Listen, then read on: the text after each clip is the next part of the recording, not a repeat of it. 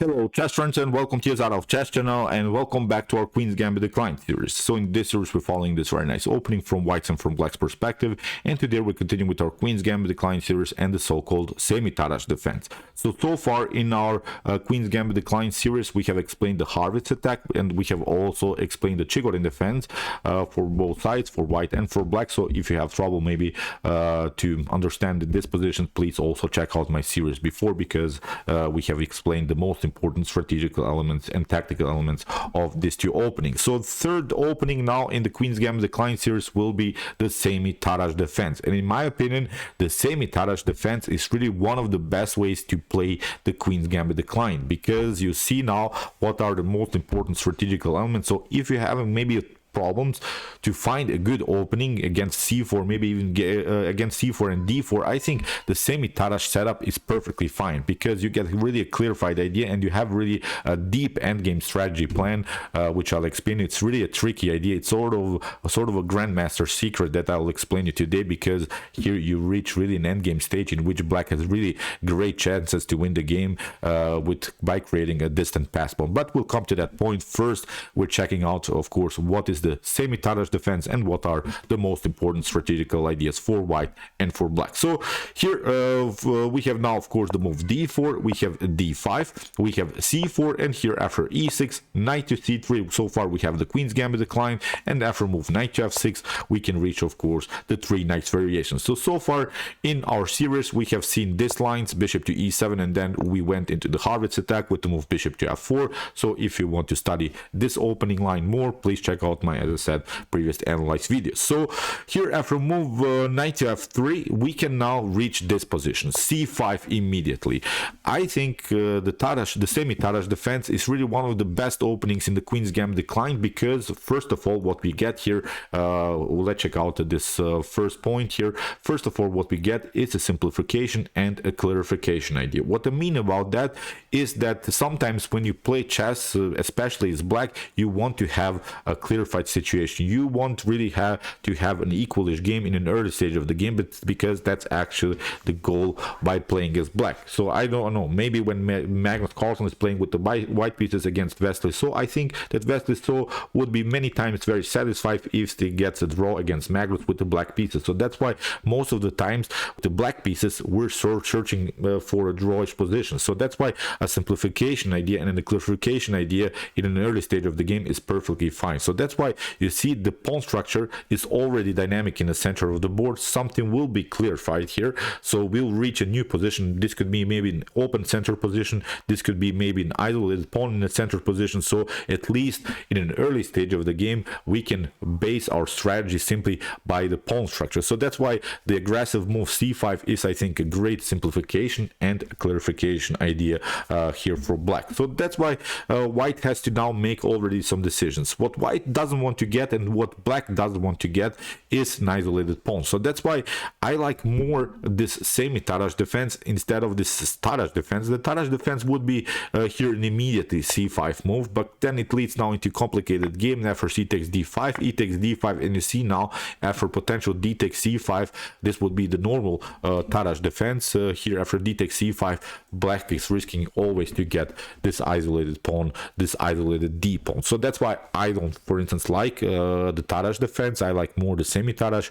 We'll explain, of course, also in the continuation of the series the Tarrasch defense, but so far we're analyzing now the Semi-Tarrasch, which is now huge difference if you watch now the pawn structure, because after now let's see, knight to c3, we're playing knight to f6, we have now knight to f3, and it's now a different point because now c takes d5 can be always met with knight to d5. Then you don't have to recapture with the pawn, you don't risk anymore to get this isolated pawn. So after move knight to f3 we're playing now the aggressive again move c5, we're playing now the aggressive Tarrasch move. So c5 leads now into simplified line. As I said, we have now c takes d5 again, knight to d5. We don't want to play e takes d5 because, as we said, said, it could lead maybe into an isolated pawn situation here on the d file. So that's why knight to d5, and now comes the most important line here in this exchange variation, which is to move e4. And I think if you play the semi-Tarrasch like this, from Black's perspective, you reach many times this position, which we're analyzing today. This will be the cornerstone of our future analysis in semi-Tarrasch setup. So after move e4, we have now knight to c3, b takes c3. The pawn structure gets similar like in the Grünfeld defense, but with a much better structure, I think, because in the Grünfeld defense you have already played the move g6, which is also a little bit weakening the pawn structure on the king side. So that's why I like more this Tarrasch structures, in which you haven't played so far with your g pawn, in which you maybe can play bishop to e7 and then maybe also develop the Darsko bishop like this. So after move b takes c3, c takes d4 is the main line, then c takes d4, now bishop to b4, very important move. Now after bishop to d2, bishop takes d2, and queen to d2. This is now the position that we're analyzing today, and this will be the cornerstone of our future analysis of the semi-Tarrasch defense. We'll explain also different ideas in the semi-Tarrasch with different sidelines, but so far let's study this position. And it seems so that nothing special is going on here with this position. Many pieces are traded off, which was in the beginning, as I said, the simplification and clarification idea. So at least here Black doesn't have a complicated position. The position is not so dynamic, but there is really a deep and sick endgame idea here that Black is playing. If you notice the pawn structure here, let's see only the pawn structure without minor pieces. This is now a really wild position, because if this game goes into an endgame, then Black has a decisive advantage, because Black can create a distant pass pawn, and a distant pass pawn in a potential endgame would be a very important strategical element. So that's why we have here now a central pawn breakthrough, central pawn structure against a queenside pawn structure. You see, White has of course a dominant position in the center of the board, which means now that from a middle games perspective, it's of course good to have this kind of pawn structure for White, because when the pieces are on the board, when many pieces are on the board, then of course it's very cool to have these two centralized pawns which are controlling then the center of the board, and then Black can use of course the squares in order to improve the minor piece activity. But from a end games perspective, if the game reaches the end game stage, then Black is suddenly better. So that's why I've sorted out here the most important strategical elements of the semi-Tarrasch defense. So let's see now the number 2. So as I said, central control versus queenside pawn majority, which means that in the beginning we have here really a central control. White has a dominant position in the center, so that's White's main advantage. It's a battle versus pawn central control versus queenside pawn majority. So that's why White has sort of an advantage and Black has sort of an advantage. Again, I'm pointing out, in the middle game stage, White is slightly better because we're restricting our opponent's minor pieces here in the center of the board. But as long as the game doesn't reach the end game, White is better. But if the game reaches the end game, then suddenly Black is better. That's the tricky part of the Tarrasch defense. So that's why also one of the most important strategical ideas, watch under number 7, can be trading pieces as a strategical idea. So that's also very important, because Black's strategy actually can be to trade off the bishops, to trade off the knights, to trade off the rooks, to trade off the queens. So Black is just going into trades of pieces, which is not a complicated idea, I think. And then if many pieces are traded off, simply going into an endgame can be also a strategical element in the mid game. So that's why I think this is something that it's really worth to study. It's not so easy to play also for White this game. So that's why I sorted out under number 3 deep endgame strategy. So this is now really a deep endgame strategy in which Black can reach this distant pass pawn positions by creating a 2 versus 1 situation on the queen side. That's something I think we should notice here. So in a potential endgame like this, without minor pieces, so in this position when we have minor pieces, again I'm pointing out White has a slight advantage, but without minor pieces on the board, Black is much better. So that's actually the deepest endgame strategy of the semi-Tarrasch defense. So let's see now number 4, center attacks. What I mean about center attacks is that White has of course central domination, so that's why White can go many times into central attack with the move d5. By creating the move d5, white can also create a pass pawn on the d file, which could be also very annoying for black to handle. Of course, d5 immediately wouldn't be a good idea, because then the pawn becomes a weakness. But if this d pawn gets supported very well, then it can be also very annoying thing that black has to handle. So I think, as I said, central pawn breakthroughs are also very tricky ideas. So let's see now this number 5. Number 5 says central breakthrough to create pass pawn. So that's the actual idea, to create a pass pawn on the d file. I think you'll not see this many times, but if white does it in a good fashion, I think white can win the game. If this pawn gets so supported, for instance, if we play something like I don't know, a rook to d1, getting the queen somewhere, then maybe bishop to c4, d5, rook to e1 here, getting both of these rooks on centralized files, creating a pass pawn on the d file could be very tricky thing to handle for black, as I said. So let's go and see number 6, central breakthrough to create bad bishop position. So this is really a deep idea here in the Tarrasch defense. Let's see now one example. I'll show you, of course, what's all about. Then in the continuation of the series of the Semi-Tarrasch defense, we'll use this moment, this central breakthrough, to create bad bishop position as one of the main plans in the Semi-Tarrasch defense. So here, after move queen to d2, we have now maybe Carlsen. Then white can play, for instance, bishop to c4. We have maybe, I don't know, knight to c6, or let's see, maybe here b6, just in order to develop the life for bishop. Then we can go castle here, bishop to b7, rook to e1, and maybe something like knight to d7.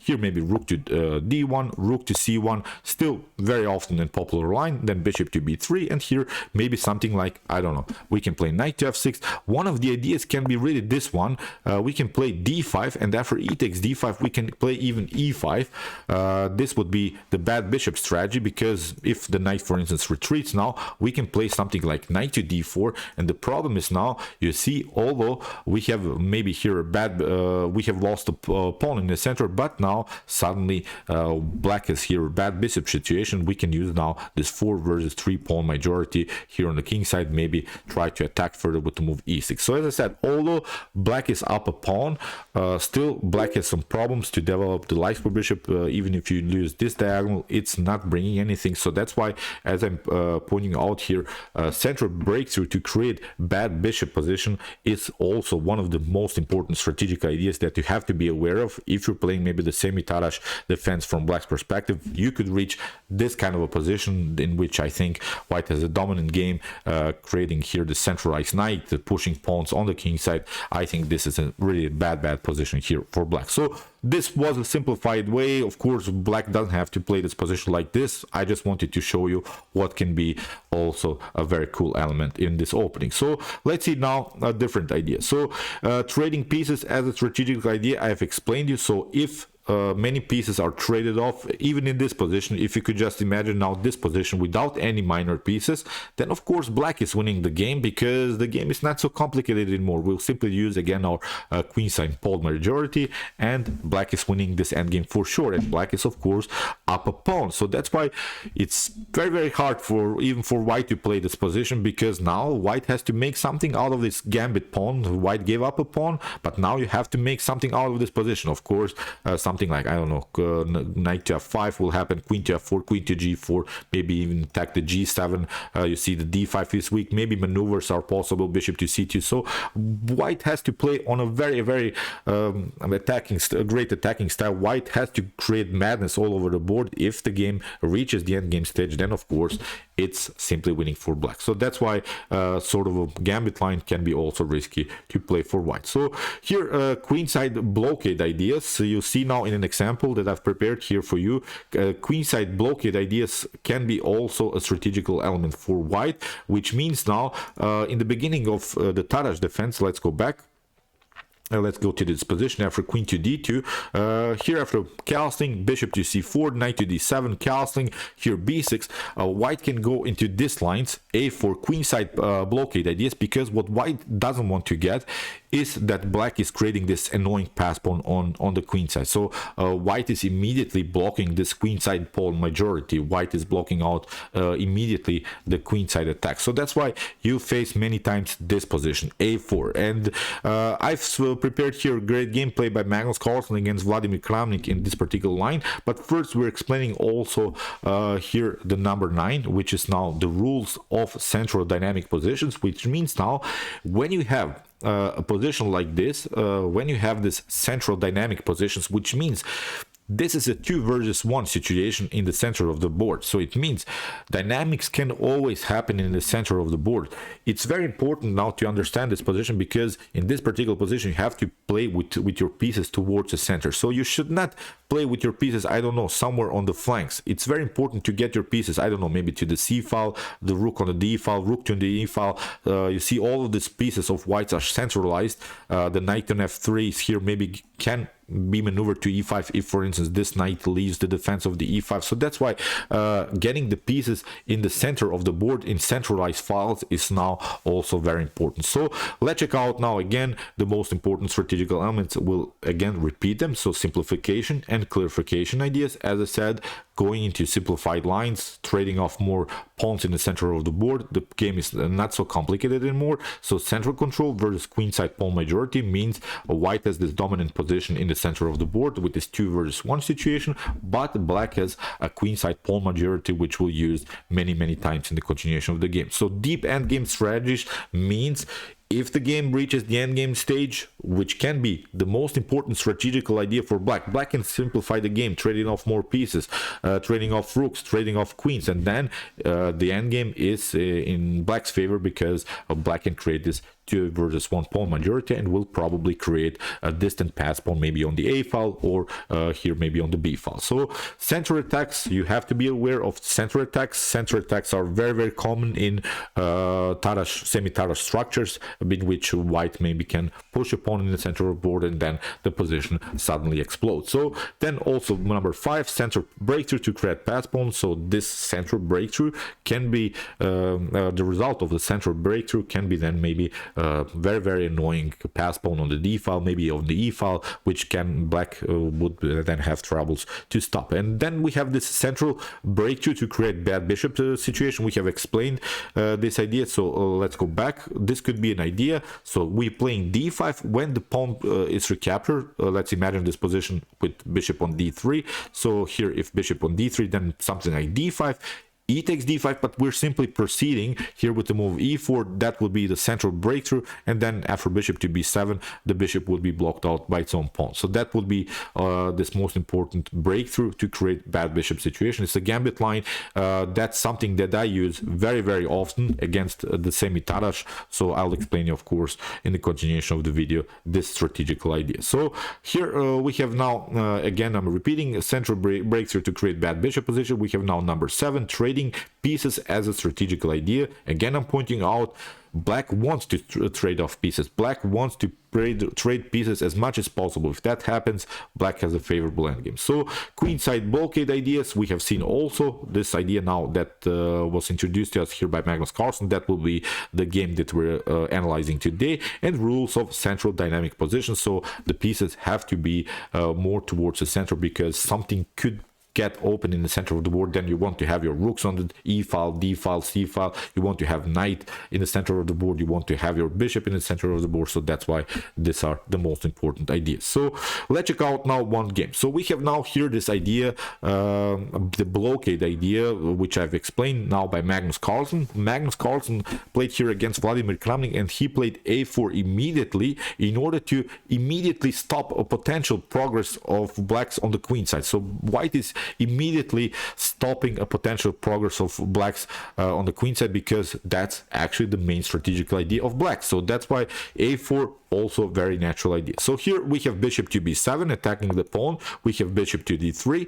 Kramnik played rook to b7, and now rook to e1, because there is always maybe some tactical ideas here.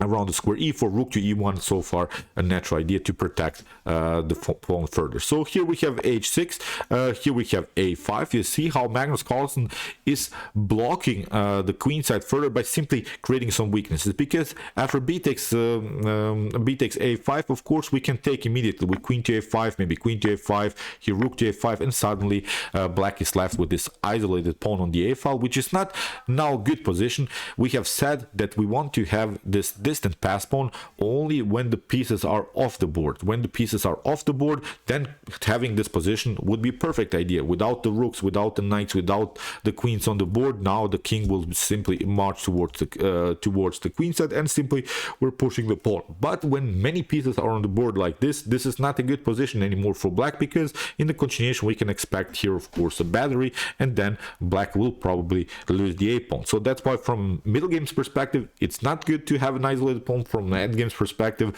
it's great to have this isolated pawn on the a file. I hope you understand. That's what I've explained here as this deep end game strategies. This is really a perfect idea in chess. So here after move a5, here in the continuation we have b5 by Vladimir Kramnik, we have rook to c1, we have a6, and now queen to b4. So here Magnus continues his blockade idea. Really great strategy. So first he's paralyzing black's ideas, then he's trying maybe in the continuation of the game to make something out of his 2 versus 1 in the center of the board. I hope I don't complicate things too much. I think we can understand what's going on now on the board, and we don't have to even calculate so much. I think when it comes to tactics here, when you solve first all of your strategical problems, then the game is not so tactical. Then you don't face many tactical problems if you play the middle game correctly when it comes to understanding strategical ideas. So queen to b4, we have rook to c8, knight to d2, we have rook takes c1, rook takes c1, and now here Vladimir Kramnik make a huge mistake. Knight to e5 wasn't a good move. Here Vladimir Kramnik should have proceeded with the move knight to b8, and here knight to b3 would be probably the idea. Then maybe something like knight to c6, and then queen to c3 would probably lead into a drawish position, because here we see of course white has still this dominant position in the center of the board, but white has also a5 weakness, but also d4 weakness. So here in the continuation, as said, knight to e5 play by Kramnik, huge mistake. Here Magnus simply took bishop takes b5, a takes b5, takes, and here after pardon me, queen to d3, we have h3, we have rook to d8, attacking of course the knight, and here rook to d7, rook to c7, attacking also the bishop. We have bishop to a8, and now queen to e7 played by Magnus, trying this checkmate on f7. So that's why Kramnik had to play rook to f8, but now queen to d6, trying to simplify the game by trading off the queens. Now of course if you takes, this is not good. This is a very annoying pass pawn. That's what I meant. This could be also an outcome of the Semi-Tarrasch structure. Of course, this is a great game now for white. You cannot really stop this pawn. We can support it further with e5. The knight will always find good ways into the game, maybe knight to b5 and similar stuff. So that's actually sort of position that white is searching to create pass pawn on the d file, which cannot be easily attacked by black. So I think you understand already the most important ideas here. So after move rook to f8, here Magnus queen to d6, we have queen to e2, f3, queen to e3, couple of checks by Kramnik, but nothing special is going on. We have now a6, h5, we have a7, h4, we have queen takes b4, queen to e5, but now queen to c5 here, queen takes c5, rook to c5. Now Magnus includes the knight into the game, king to h7, and in this position Vladimir Kramnik resigns. There's simply too much pressure. We can play knight to b6, rook to c7, the c file will be occupied, and the bishop is on a8 is simply out of game. So you see, this game is really wild, that actually Magnus Carlsen won the game on the queen side where black is supposed to be better. But let's check out now how things can go wrong if you don't play the game correctly in the mid-game stage. I've prepared here a great gameplay by Jurica Srbic against Momchil Nikolov, and this guy Jurica Srbic is one of my friends, and he lost this game and he lost the whole tournament because of this game. He could have won really a prestigious tournament where really strong grandmasters played. Unfortunately for him, he lost the game, never got back into the tournament, and couldn't win the tournament. I think he finished in the tournament on the 4th or 5th place. So let's check out now this Semi-Tarrasch structure in which white made decisive mistakes. But again, with the most important strategical idea. So if you don't want to maybe watch this whole video and my boring explanations of the game, you can just check out these 9 elements, and I think you understand the most important things of the Semi-Tarrasch structure. So here we have now the move knight to f3. Here it's opened with the move knight to f3. The game started as an English opening, but basically transposed into Semi-Tarrasch structure. We have b takes c3, c takes d4, and again we have reached now the same position: bishop to b4, bishop to d2, bishop takes d2, and now we have again queen to d2. Castling, we have bishop to e2. There's also this line, nothing wrong with this line. Still, white is controlling the center of the board. Again, black is this queenside pawn majority. So here the continuation b6, castling, we have bishop to b7, queen to e3. Here Jurica first protected the center, tried to get the center fixed by pushing his rooks also to the d file, to the c file. So here Jurica Srbić applied first of all the principle of protecting the center, getting the pieces first active into the game. So here in the continuation we have knight to d7, bishop to d3, rook to c8, rook to c1, and I think it's now very easy for us to understand what's going on the board when we understand the strategical ideas of this opening. So after move rook to c1, we have queen to e7, rook takes c8, and actually from this point on the game becomes really good for black. As I said in the beginning, one of the most important strategical ideas for black is to trade off more pieces. So whenever white is trading a new piece, black gets better and better. From an endgame's perspective, as I said, black is better. Well, from a middle game's perspective, white is better because of this pawn central control with this 2 versus 1 pawn majority. So I hope you realize what I'm trying to say. So trading off pieces, it's not a good idea for white. White has to complicate things. White has to stay active with the pieces on the board. Here we have queen to e7, rook to c8, and here Jurica traded off more pieces, which is not good. We have queen to a3, we have rook takes c8, bishop to c8, queen to d2, bishop to a6. Here black applies the same idea. Black wants to trade off more pieces and simply push the pawns on the queen side, which is really not a complicated idea if you think about it harder. So after move bishop to a6, mission accomplished. Bishop to, queen takes a6. We have now d5, but d5 is not this powerful pawn. We have now queen to c4, we have d takes e6, queen to e6, and here h3, and after h6 we have a3, and now the fun starts for black, because finally black is now pushing the pawn on the queen side, getting this 2 versus 1 situation, and from endgame's perspective, black is simply winning the game. Even if the pieces are traded off, if the queens are off the board, if the knights are off the board, here black is obviously much better. And something wrong, as I said, here for Jurica, he traded off simply too many pieces. Here after move a5 we have h4, we have knight to f8, we have queen to e3, we have b5. Really great game here by black. We have knight to d4 attacking the queen, but nothing special. Knight to f5, b4. You see black is simply continuing with this normal and simple plan, pushing the pawns on the queen side. Really wild stuff. So queen to g3, we have check here. Here knight to e6, protecting simply this weakness. A check, but nothing special. We have queen to c4, knight to e3, queen to e4, knight to d1, and here king to g8, f3, queen to e2, and again simply pushing the pawn. Really pragmatic game here by black. Knight to e4, b2, and here after queen to c2 and queen to 1 in this position, Jurica resign, because of course we can take simply and promote a new queen. So you see how reaching the end game is really a great idea here for black. White made a couple of mistakes, couple of inaccuracies, traded off too many pieces. In Tarrasch defense, Semi-Tarrasch defense structures, it's actually white that has to create some madness on the board. Black can sometimes lean back a little bit and slow down the pace of the game, wait a little bit, and then just trade off pieces and go into fair willing. That's actually the perfect idea of the Semi-Tarrasch defense. Black is playing really calm game and can maybe win the game by creating a distant pass pawn. I hope you realize these ideas. Here are again the most important strategical elements. Please check them out. Try to see where the game is going, because that's now the position that we're analyzing. Let's go back. The most important idea here is after move queen to d2.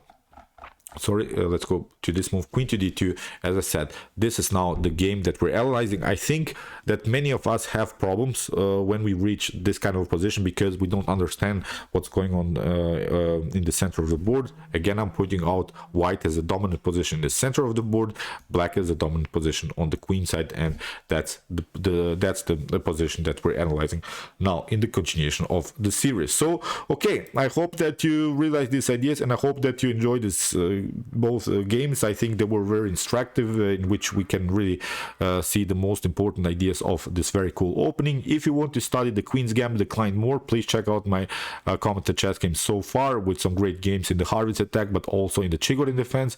And if you want to maybe study some openings as black, check out my hyper accelerated Rxc8 defense series and my Nb3 defense series as good responses to d4 and e4. And if you like this content, don't forget to subscribe to my channel. See you soon with some more videos, and chess is the best, of course.